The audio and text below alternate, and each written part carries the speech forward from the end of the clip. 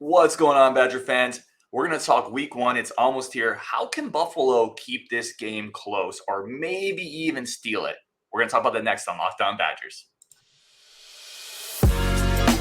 You are Locked On Badgers, your daily podcast on the Wisconsin Badgers. Part of the Locked On Podcast Network, your team every day. What is going on, Badger fans? Welcome to another episode of Locked On Badgers. I'm your host, Ryan Herrings. As always, great show today. Really looking forward to it. We're going to dive into week one a little bit as my camera is blurry. Craziness. We're bringing in Rachel Lenzi, staff writer over at the Buffalo News. Rachel is very kind and gracious to join us today to talk about week one matchups. Buffalo, Wisconsin. Rachel, how are you doing? Hi, Ryan. Thanks for having me. I appreciate it. It's always fun this time of year. It feels like the night before the first night of school. Everybody's getting ready to cover and watch and talk about college football. It's one of my favorite weeks of the year as well. And finally, after a month of writing about Wisconsin and Buffalo, I'm like, let's get this game going on Saturday. I'm ready for it to be here. Let's go. I love it. I want to start here. So I mentioned it in the opening. I want to ask you if Buffalo ends up keeping this game closer than expected. Currently, the line is 27.5 is the last one I saw. If they keep it closer or even steal this somehow, what do you think your headline the next day would be? How did Buffalo do that? Yeah. Buffalo, I can't think of a headline real quick. You're putting me on the spot here, but one thing Buffalo is going to have to do, they're going to have to slow the game down a little bit. Focus on their run game, on stopping the clock, on giving guys breathers. I read over the weekend it's going to be 90-some degrees in Madison as well. So I think this is the third straight year UB will be in a loud, hostile, I don't know if Maryland's necessarily hostile, but a big stadium environment, very, very hot, very humid weather.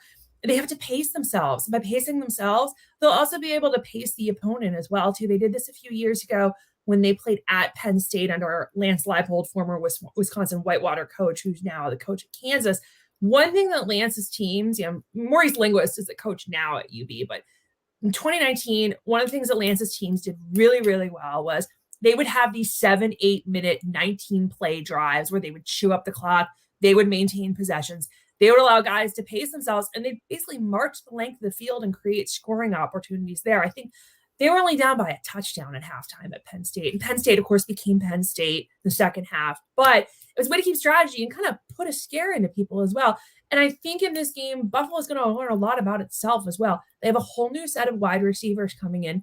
They've got 3 new starters in the secondary, which has to face that air raid offense, which, to my understanding, focuses more on execution and filling space and getting receivers to slots as opposed to just making receivers into targets. They've got to adjust to that. They've got a really strong linebacker in Shaun Dolac, who led the nation in solo tackles last year. They've got a strong defensive front coming back as well. But really, it's about getting those new players at new positions. Again, wide receiver is the big one. Secondary is the big one. Getting them in that big-time environment and getting them to adjust and adapt quickly. Is this a game where, to keep it close, Buffalo absolutely needs to win the turnover battle? Do they need to have a couple of those type of things go their way to keep this close in Madison? I think that's one of the elements they're going to have to focus on is creating those opportunities off turnovers. They're also going to have to hang on to the ball as well. They've got a running back coming back, Ron Cook, who's penciled in as the starter. He missed the last 3 games of the regular season with a neck injury and didn't start practicing again, didn't get any reps until July. So it's kind of miraculous he's even back as well. Again, the wide receivers, they've got to beat quick targets. They've got to pose themselves. And that secondary, especially Marcus Fuqua, who's a safety, third-team All-American AP pick last year, one of the nation's co-leaders with 7 interceptions. He's got to play pinpoint as well. It's not just on him to create, those interceptions and get those. It's on that secondary. He's got to lead that secondary with 3 new starters as well, too. That's got to be – has the coaching staff talked about that? Because that's got to be a big concern. Obviously, you mentioned and I have the name here. I blanked on it for a second. Fuqua. Is it Fuqua? Marcus Fuqua? Marcus Fuqua. Fuqua, 7 picks last year. Really big-time player in the secondary. But you mentioned the new starters. Has the coaching staff talked about those new starters in particular facing this type of passing offense that Wisconsin's implementing this year? I talked with, here's a name you like, Mike Caputo. He's former Wisconsin safety. He's now the safety coaches at Buffalo. And he says, one thing we have to do, he says, we have to get everybody on the same page. We just can't play position by position or zone by zone. We have to operate as one unit. All 11 have to work together and in sync, because that's how we're going to help really compose ourselves against this offense. And, it's my understanding, I haven't gotten a chance to look at a lot of what Wisconsin or I'm clearly not at practice, any of what Wisconsin's air raid is. Are they calling it the air raid or the dairy raid? I've seen both. Yeah, the name dairy raid has been floating around pretty prevalent. I love the dairy raid. I mean, I know Wisconsin for the dairy industry, and for that, but yeah, I'm gonna go with the air raid. We know what that is, and I haven't gotten a lot of a look at it, but this is gonna be a quick test. I mean, we don't see a lot like this, even though there are elements of the air raid we see throughout college football and throughout the pros. I mean, I think I'd seen read recently how Mummy, the former Kentucky coach, was working with the Dallas Cowboys to help install. We see it everywhere, but new secondary, first time they're stepping on the field in that loud, hostile environment. I mean, it's going to be quick. They have to work together as a team and understand, and stick to their zone coverage and work in sync. I love the angle of Mike Caputo. Did he talk any more about going back to Wisconsin, what this means to him, what that experience was like? Has he talked to the players about what it's like in Camp Randall? I talked with him yesterday about his Camp Randall experiences, and that's the other thing. I'm working on a story for the weekend on what Camp Randall is like. I mean, people don't know what Camp Randall is, and it was a Union training ground in the Civil War. I didn't know that until I went to Camp Randall my first time when I was covering Michigan. There's so much history in that facility and on those grounds as well. And I asked Mike, Mike, what was it like the first time you heard Jump Around between the third and fourth quarters? He said, it was awesome. He said, it got more awesome every time you heard it. I remember the first time I heard it, I said, oh my God, this is the greatest thing in college football. The pipes are shaking, cups are like shaking in front of you. It's so cool. And the players, and they're excited about it as well. And I love watching videos of it as well. The ruckus environment. It is one of the great football traditions. Mike said, and he said when he got moved up to the press box as a defensive, I think he was an analyst last year at Wisconsin, he said, you get a totally different angle of it. You do. That's when you hear the pipes squeak. That's when you see the cups shake. That's when you get the earthquake atmosphere. And the players, they're very excited about playing in that big environment. But there was a little bit of bulletin board material out of this. Marcus Fuqua said, we asked him about it yesterday, and Marcus Fuqua said, yeah, we know Jump Around's their song, but we're going to try to make it our song. And I said, all right, I like a little gamesmanship. I appreciate that.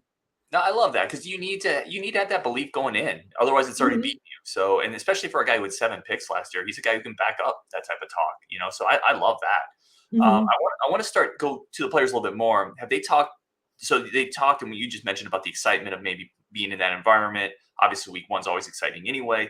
Have they talked a little bit about the challenge physically of matching up against a Big Ten team and kind of, because Wisconsin, even with the air raid, is still going to have the big offensive line. It's still going to have Braylon Allen. Have they talked about that aspect of it? Yeah, they've talked about that as well. I mean, that's this is probably going to be the biggest team physically that they face this season. And that's one of the things you'll see. You see a lot of these G5, P5 matchups early in the season. Granted, the first thing you think is, oh, well, how much money is this team playing? We did a FOIA on that. Wisconsin's paying UB $1.3 million. But the second time, it's almost like you get sort of a measuring stick if you're a team like Buffalo or Akron or SMU, which who knows how much longer they're going to be a G5 with realignment. Those teams get a measuring stick about, okay, this is how we match up. This is where we're weak. This is where we need to figure more things out. UB is going to go from Wisconsin, Power High School, to Fordham next week. Fordham of FCS, and they always schedule P5. They always schedule an FCS every year on their schedule.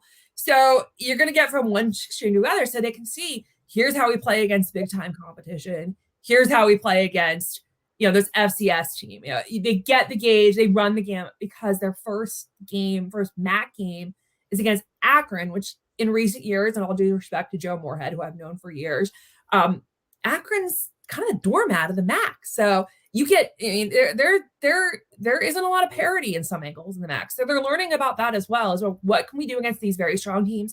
What can we do against these teams that may not have the tools or the matchups that we need? No, that's a great answer. We're going to come back. We're going to take a quick break for our friends of the show. I want to ask Rachel about the coaching staff in particular. Buffalo coming off a 7-6 season. I want to get into the returning quarterback, which is always interesting to me. We're going to talk about that next on Locked On Badgers. But first, a quick break for our friends of the show over at LinkedIn. And Rachel would attest to this too. These days, every potential hire, everybody you're bringing into an organization, it's a big deal. And it's a high risk wager That's what LinkedIn is here to do. It's help you to find the right people to bring into your organization, the right pieces to fit around you to create that championship culture. That's what LinkedIn Jobs does. It helps you find the right people for your team faster and for free. It's something I've used professionally. It's something our company uses professionally, not just to hire, but to build your network. And it's a really incredibly powerful industry-leading tool. And that's why small businesses continue to rank LinkedIn Jobs #1 in delivering quality hires versus leading competitors. Simple tools, screening questions, get rid of the riffraff before they come in the interview door. Only the people that you really want to talk to are going to be there. That's the power of LinkedIn. LinkedIn Jobs helps you find the qualified candidates you want to talk to faster. Post your job for free at linkedin.com/lockdowncollege. That's linkedin.com/lockdowncollege. Post your job for free. Terms and conditions do apply. I do want to say thank you to every single person tuning in, helping us build this Badger community. It means a lot, and it's awesome. And football's almost here. All right, let's get Rachel back in. Keep talking about this game. Rachel, I want to kind of shift here a little bit. Buffalo coming off a 7-6 season, which felt like a really good step for them, winning a bowl game. How is the coaching staff trying to build off that momentum, and what have you seen? Because this was kind of, I'm trying to remember exactly when Lance Leipold, he left late in that year he left for Buffalo. 2021. I remember I was brushing my teeth and got a text at 9:40 in the morning saying, we're going to have some news breaking. So, of course, I'm working my sources confirming it. Maurice Linguist, who's going into his third season as coach of the Bulls, at the time he was on staff at Michigan, and he wanted a head coaching job as well, too. And one of the things that UB's administration looked at, they wanted someone, younger. They wanted a diverse candidate. They wanted someone who was going to, be good at recruiting, who's got a defensive, background as well, too. Maurice came in, was a late start. He really had a lot that he had to work with, didn't have a lot of time to recruit.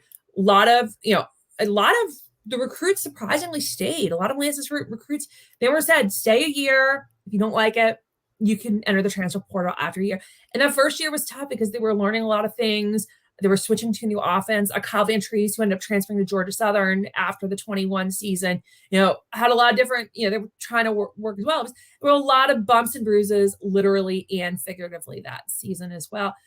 Last season, again, they went 7-6. It's interesting. They upset Toledo, who ended up being the MAC champion, and they were in the driver's seat for bowl eligibility and a possibility of winning the MAC East.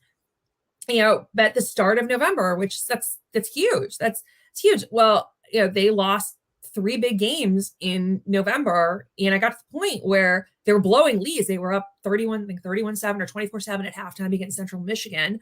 Lost that lead. They lost a halftime lead against Kent State. They could have been bowl eligible in both games. Instead, they go into the final game of the regular season, which was delayed because of a snowstorm against Akron. They're teetering on the edge of bowl eligibility. They, at one point I even looked at Maurice during a post-game press conference. I said, why can't this team win games in November when you need to win them? And finally, they won. They rallied back, I think, from 17-0 on the final game of the regular season against Akron to become bowl eligible. And one of the things the players are carrying over now, they said, we've got to be consistent this year. We have to finish games. We can't be happy with a halftime lead and just coast by. We have to, you have to step on their throats, for lack of a better term. That is the attitude this team wants to take this season, especially when it comes to MAC play. They're not going to make bowl games by beating Fordham. They're going to make bowl games by winning these games in the MAC, not just against teams like Akron or Kent State, which is kind of in a rebuild. They got it against Ohio. They have to do it against Toledo. They have to do it against Central Michigan. And for lack of a better, Eastern Michigan even. So a game like this with Wisconsin, they're going to know what it takes to beat these high caliber teams and to compete with these high caliber teams and how to finish these games, even when you're exhausted and being beat up by these massive defensive linemen and that crazy air raid offense. Well, and let's talk about one of the key cogs in making that consistency happen. Quarterback coming back. Let's see, Cole Snyder over 3,000 yards, 18 touchdowns. What is Cole's game like, and how big of a deal is him having that quarterback experience coming back for Buffalo? So it's huge as well. Cole came in and he's from Western New York. He's from Jamestown, New York. He was an all Western New York selection by the Buffalo News in the fall of 2018. Went to Rutgers. It didn't work out there, and he came back. He really brought, I shouldn't say stability, he continued the stability of quarterback. Kyle Van Treese, who transferred when Cole came in, transferred to Georgia Southern, Kyle had started 25 consecutive games. Really, even saw the highs when they won the Bahamas Bowl, saw the lows when they went 4-8. Got injured. His season ended. He had a broken arm, and Cole came in with that experience. He didn't have a lot of playing experience, but he understood the Big Ten. He understood what it took to get guys together at a high level. He's a confident guy. He's very self-assured. Quarterbacking is a business to him. And you just see it every day. Even when he was in high school, one of the first stories I did in the Buffalo News, I sat down with Cole Snyder and talked about, what are your goals here? And he said, I want to play in the Big Ten. I want to do this. I want to do that. He's met just about every one of those goals as well. He's a little more of a pocket passer, very good decision maker as well. He needs help from the offensive line this year. I think they allowed more than 30 sacks last year. So, and he needs better support from his run game. And that's not a knock on UB's run game at all. Again, Ron Cook was injured, missed the final 3 games of the regular season. Mike Washington, who was their leading receiver last year, he got hurt. Aljay Henderson, who was another one of their top, not receivers, running backs, he got hurt as well. They were down to their 4th and 5th string running backs in the Camellia Bowl as well, too. So guys, those guys have to stay healthy to help Cole Snyder really be productive and focus a little more on the pass and not put the burden of the run on him. Is he a guy that's going to be, I'm trying to think of the right way to phrase this, a guy that's going to be able to live up to the moment in Camp Randall? Or is he a guy, he feels like a guy who has the experience where that pressure in that environment isn't going to rattle him? He's not going to be phased. I mean, he's been, when he was at Rutgers, he traveled for a lot of those big environments. This is his first time at Camp Randall. I asked him about that, but he's been all over the Big Ten. He knows these environments, and he's very good at really getting into the bubble during a game. And good athletes do that. You ask athletes, any athletes, in any sport, did you hear the crowd noise? Did you notice this? They don't get distracted. They get in that zone where the only white noise is the cadence. Cole's very good at that. Again, he has a very business-like mindset. So I do not think he will be intimidated by the atmosphere at Camp Randall. Give me somebody on offense that you mentioned basically had to replace much of the receiver core. We've talked running backs. We've talked offensive line. We've talked Cole Snyder. Is there somebody else on offense, maybe one newcomer from that receiver group that the Buffalo staff is really high on going into week 1 here? Okay, let's see. I will say not so much the receivers, but the tight ends as well. Jake Orlando, who's a local product from Williamsville, New York, just outside of Buffalo. They like him. He's a UMass transfer. I think he's a 5th-year senior. He can block. He can catch. He's very good as a decoy as well. Tight end's going to be strong. Zion Carter is another one, 5th-year senior, transfer from Dartmouth. His dad is Kevin Carter, former defensive lineman in the NFL, is now, I think, a CBS analyst. They're very high on that tight end position. And they're creating a lot of depth at tight end, at wide receiver, and at running back as well. If you look at their lineup, they've got, I think, 8 running backs on their roster. They have 6 defensive ends, including a couple junior college transfers. That's another thing they're doing as well. The staff is really mining the junior college. Trying to find the right word, and I just had a really weird facial expression. But they're really mining the junior college ranks to find guys as well that they can cultivate over the season. There was a guy, a running back named Dylan Kedzior from, I think, Hutchinson Community College in Kansas. Everybody talking about him. He's like 4 or 5 on the depth chart right now as well. And he's still got a few years of eligibility. So one of the strategies that UB is trying to do is building depth at these positions and getting them reps throughout the season. Because again, like we saw at running back, you never know who's going to go down. You never know who's going to get hurt. You never know who might be ineligible. You never know who might walk off the team after 3 games. Yeah, football is absolutely a game of attrition, unfortunately.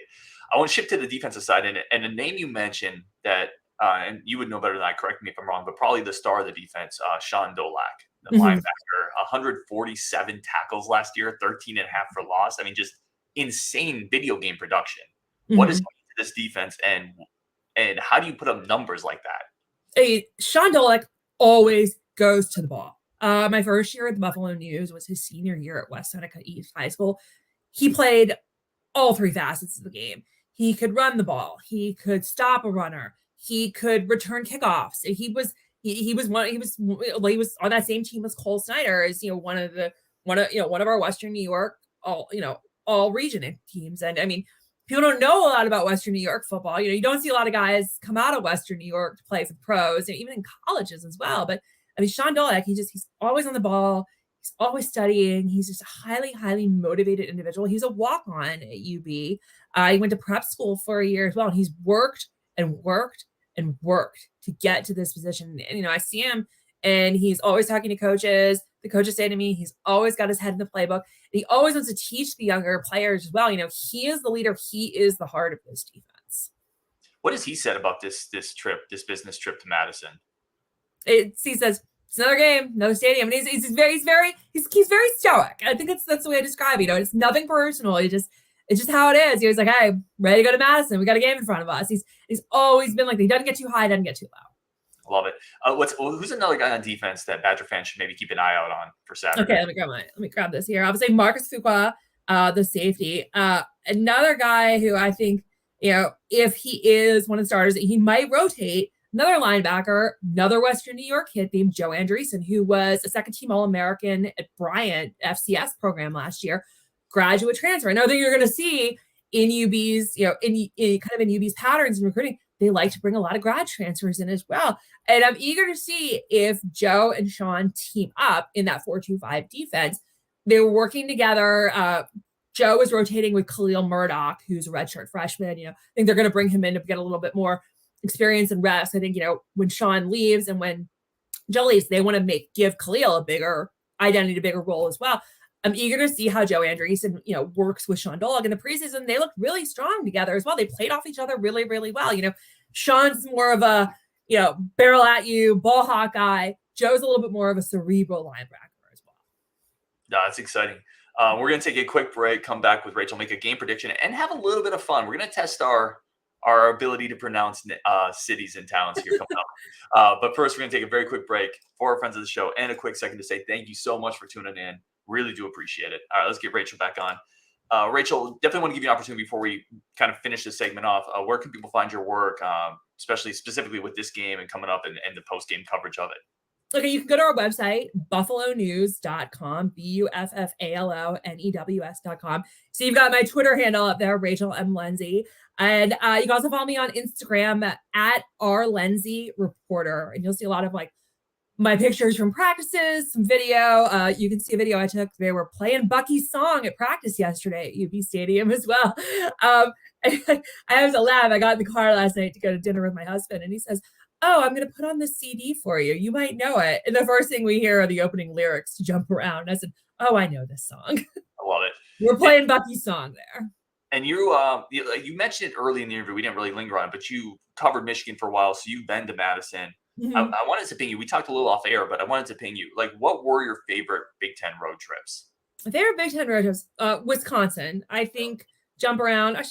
I know Jump Around is one of the coolest traditions in college football. It's up there with touching the banner at Michigan, dotting the I with the Ohio State band. I'm from Annapolis, Maryland, so I went to a lot of Navy games growing up, watching the Brigade of Midshipmen come in at Navy Marine Corps Stadium. I wave the weed at Kansas. I hope they're going to do that a little more with Lance Leipold in charge, win a few more games as well. The Territorial Cup in Arizona, the Rose Bowl, that's on my list. I'd love to go to the Rose Bowl to see a game as well. I love Madison. I love the drive-in. One of my favorite movies is Back to School, part of which was filmed in Madison. I go down to the lake where some of the scenes are done. I had a great time when I went to Madison in 2017. I'm really looking forward to coming back. I love Minnesota. Can I say that on a Wisconsin podcast? I love Minneapolis. You were doing so well. I'm going to lose some followers here. I love Minneapolis, love the city. I'm from Maryland, so College Park's another one of my favorite road trips. So I get to go home and see my friends in Maryland. I get to go to the Naval Academy. I get to go to the University of Maryland campus. Get to, swing into DC for a little bit. I really like that trip as well too. I mean, I have to laugh. One of the things I do miss about the Big Ten, some of those really cool travel scenes. And I remember the first year I covered Michigan in 2012. They played at Notre Dame, and I'm like, wow. I grew up watching Notre Dame football as well. I get to finally see touchdown Jesus. It was so cool. And especially the stuff that's going on in football right now with the hazing scandal at Northwestern, with debates over name, image, and likeness and realignment. Even though there's this underbelly we're seeing more and more of, there's still something just, fun and unique and, conversational about college football and how it brings people together. It's one thing I really like about it. That is incredibly well said. I want us to go here. We're going to I'm going to throw some, because you've been in Madison, right? Mhm. You're coming to Wisconsin. Just in case you get lost, I'm going to throw some towns up here on YouTube. I'm going to see if you can pronounce them. I know you got some on your side of the Okay. world. Give to me. You ready for the first one here? I'm ready. Okay. The first one is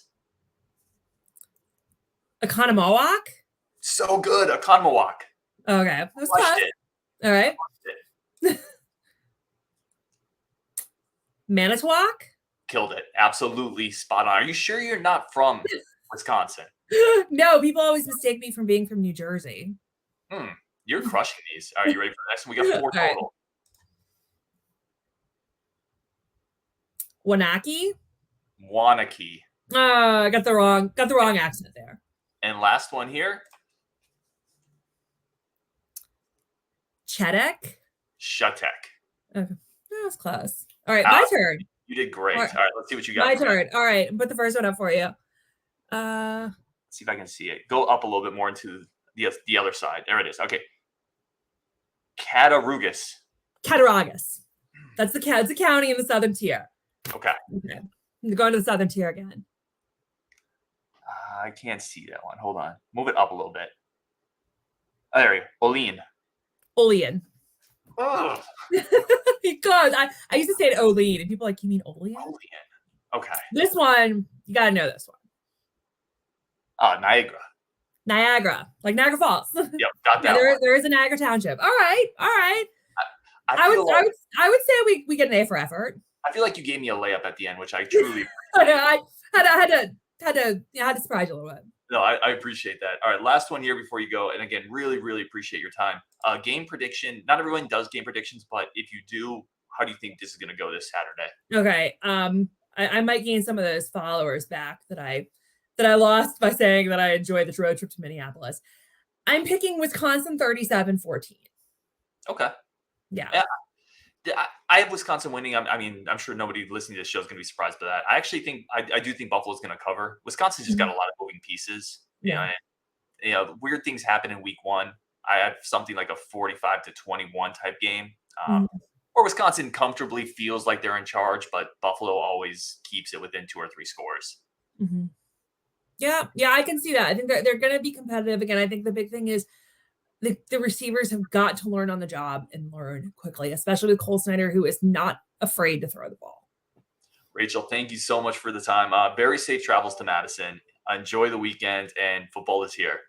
Yeah, well, thanks for having me on, Ryan. I appreciate it. Of course, anytime. Okay, She is thanks. Rachel Lenzi. We'll link all of her socials in when we release the show as well, so you can go follow her great work over at Buffalo News on Wisconsin, and we'll talk tomorrow.